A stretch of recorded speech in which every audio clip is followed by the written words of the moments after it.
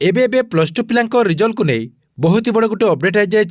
जहाँकि केबे बाहर रिजल्ट एवं ए नहीं कौन अपडेट रही यही वीडियो माध्यम आपने पूरा डिटेल जानीपारे से भिडियोटी को शेष पर्यंत देखूँ ता पूर्व वीडियो को गोटे लाइक कर दिंतु एवं जो मैंने आम चैनल को नुआ आसवे चैनल को सब्सक्राइब कर पाखे बेल आइकन को क्लिक करके ऑल नोटिफिकेशन ऑन कर दिंतु।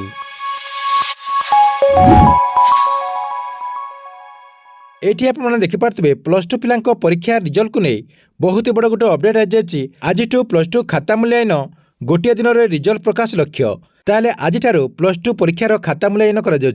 जहाँकि दुईटी पर्यायर मूल्यांकन आज प्रथम पर्याय आरंभ हो एप्रिल 2 तारिख जाए चलो खाता मूल्यांकन 59टी ऑफलाइन और 41टी ऑनलाइन सेंटर खोल मोट 2800 अध्यापिका और अध्यापिका एथिपाई नियुक्ति होती। सेहीपरि द्वितीय पर्याय मूल्यांकन एप्रिल 4 तारिख रु 15 तारिख जाए करा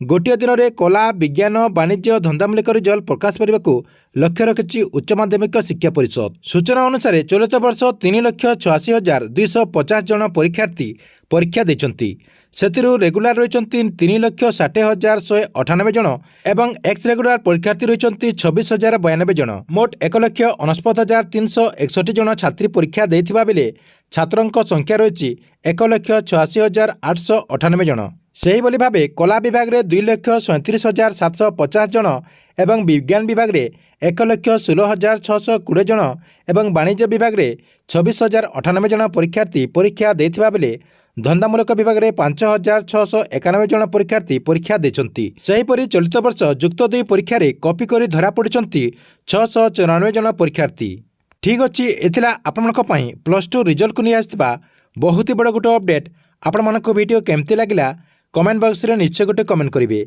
एवं गवर्नमेंट जेकोसी नुआ योजनार अपडेट जानबा पई आपण माने एही चैनल टी को रेगुलर देखुथांतु।